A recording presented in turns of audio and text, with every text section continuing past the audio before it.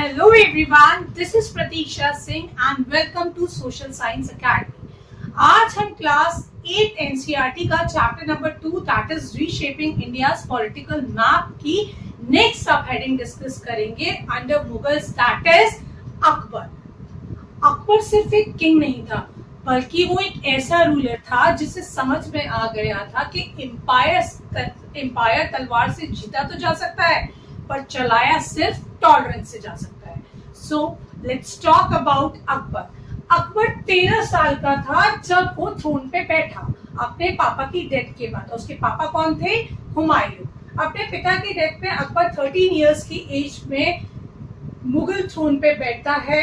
ठीक है, उस टाइम पे उसका सिर्फ एक ही निशाना होता है कि कैसे मैं इस पूरे इंडियन सब कॉन्टिनेंट को अपना गुलाम बना लूं, क्योंकि उस टाइम पे उसकी एज कम रहती है, एकदम जोश भी बहुत ज्यादा हाई रहता है। तो उसी टाइम पे 1567-68 में उसने राजस्थान के चित्तौड़गढ़ फोर्ट पे हमला किया, जो कि युद्ध अराउंड 5 मंथ्स तक चला। राजपूतों ने डटकर मुकाबला किया इस युद्ध में, जिसकी वजह से 5 मंथ्स तक चलने के बाद सोच सकते हो ना कितने रिसोर्सेज बर्बाद हुए होंगे। तो बहुत सारे रिसोर्सेज दोनों साइड के बर्बाद हुए थे। मुगल की विक्ट्री तो हुई थी, पर जब विक्ट्री के बाद अकबर इतना ज्यादा गुस्से में आ गया कि उसने 30,000 मासूम लोगों का कत्ल करने का आदेश दिया और एक संदेश भेजा जिसमें कि अपनी तलवार को उसने ब्लड थर्स्टी बताया और कहा कि ब्लड थर्स्टी मीन्स खून की प्यासी, और कहा कि मैंने इनफाइडल्स के नामो निशान मिटा दिए हैं। इनफाइडल्स मीन्स गैर मजहबी लोग। व्हाट इज जौहर? ये एक ऐसी प्रथा है जहां महिलाएं जब मुगल आर्मीज वगैरह उन पर अटैक करती थी तो दुश्मन से बचने के लिए कि उनके साथ बदसलूकी ना करें या उनको बंदी ना बना लें, अपने आप को आग के हवाले कर देती थी। तो ऐसा ही कुछ जब अकबर ने अटैक किया था चित्तौड़गढ़ फोर्ट पे तब हुआ था। सैकड़ों महिलाओं ने अपनी रानियों के साथ मिलकर जौहर किया, अपने आप को आग के हवाले किया। फिर धीरे धीरे अकबर का माइंडसेट चेंज हुआ, अकबर में टॉलरेंस आई। अब अकबर की स्ट्रैटेजीज चेंज हुई। अब अकबर को लगा कि जीत सिर्फ लड़ाई झगड़े से नहीं हो सकती बट उसके और भी ऑल्टरनेटिव्स हैं। अब उसने दुश्मन देशों में शादी करना स्टार्ट कर दिया जिससे कि दुश्मनी दोस्ती में बदल जाए। मैरिज अलायंसेस विद राजपूत्स और राजपूत रूलर्स को अपने ही दरबार में हाई पोस्ट पे रखना स्टार्ट कर दिया जिससे कि उनके टर्म्स अच्छे बने रहें। जजिया अबॉलिशन मींस नॉन मुस्लिम्स पर लगने वाला टैक्स भी उसने अबॉलिश कर दिया, खत्म कर दिया। और promoted Sulah cool peace with all, मतलब सबके साथ शांति। उसने सभी धर्मों के साथ बातचीत करना स्टार्ट कर दिया और उसने ये माना कि असली राजा वही होता है जो सारे धर्मों का सम्मान करता है। Next, Akbar's reforms and administration. अब उस समय क्या क्या चेंजेस लाया एंड कैसे एडमिनिस्ट्रेशन चलाता था। उसको ये तो समझ में आ गया था कि बाहर अगर मुझे पूरा भारत जीतना है तो बाहर से आए लोगों के भरोसे पे तो मैं नहीं जीत सकता। तो उसने हिंदू लोगों को बेसिकली राजपूत को अपने यहाँ पे पोजीशंस देना स्टार्ट कर दिया, पोस्ट देना स्टार्ट कर दिया अपने दरबार में। वो सिर्फ पोस्ट नहीं बल्कि हाई पोजीशंस देना स्टार्ट कर दिया। अब इससे क्या होगा, जो अब तक उसके दुश्मन थे अब उसके वो क्या बन जाएंगे, अब उसका एम्पायर चलाने में ही उसकी हेल्प करेंगे।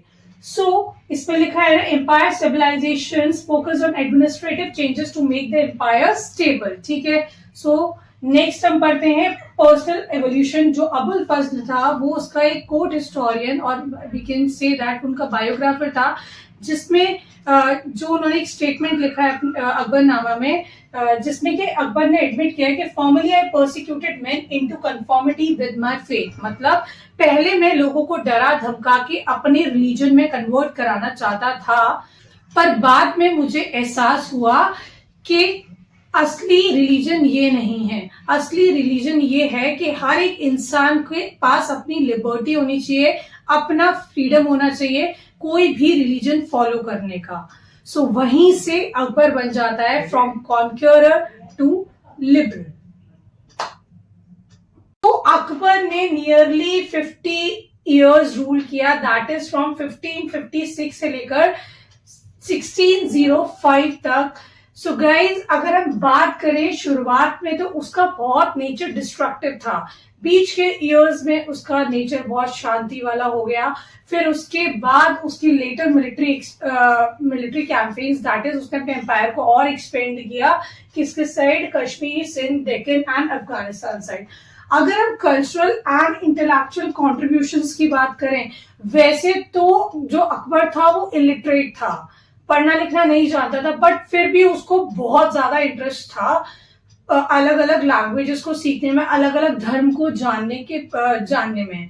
सो remain illiterate but possessed a deep interest in Persian and Indian texts। कि उसको इतना इंटरेस्ट था कि उसने अपने फतेहपुर सीकरी, जो कि आगरा में है, वहां पे उसने हाउस ऑफ ट्रांसलेशन भी बनवाया, जहां पे जो भी इंडियन टेक्स्ट थे, जो भी हिंदू टेक्स्ट थे, उनका ट्रांसलेशन करवाया पर्शियन लैंग्वेज में। जैसे कि कुछ एग्जांपल्स दे रखे, महाभारत दैट इज रज्मनामा के नाम से फेमस हुई।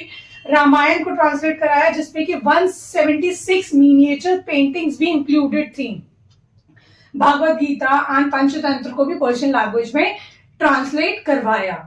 अगर बात करें आर्किटेक्चर की, तो he was very keen about that also.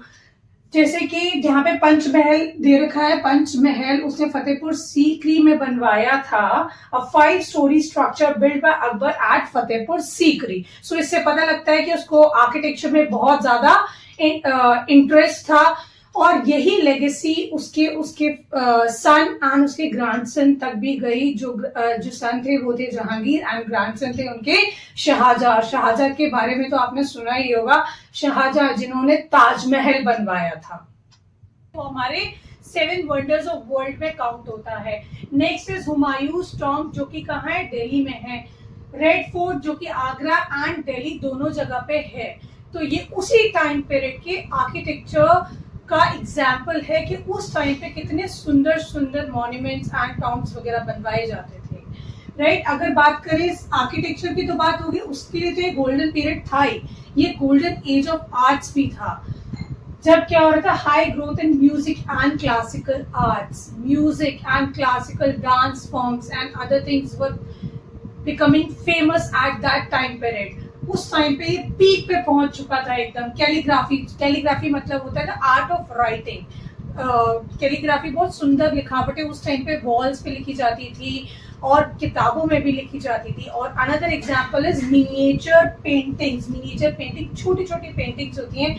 आपकी बुक में एक एग्जाम्पल दे रखा है, जो कि बहुत ही छोटी सी ड्राइंग होती है और उसे बहुत ही बारीकी से बनाया जाता है। सो क्लास, यहाँ पे हमारा अकबर कंप्लीट हुआ। अब जो नेक्स्ट हम टॉपिक पढ़ने वाले हैं, दैट विल बी औरंगजेब। सो बने रहिए, और अगर आपको मेरा वीडियो पसंद आया हो तो like it. Thank you so much.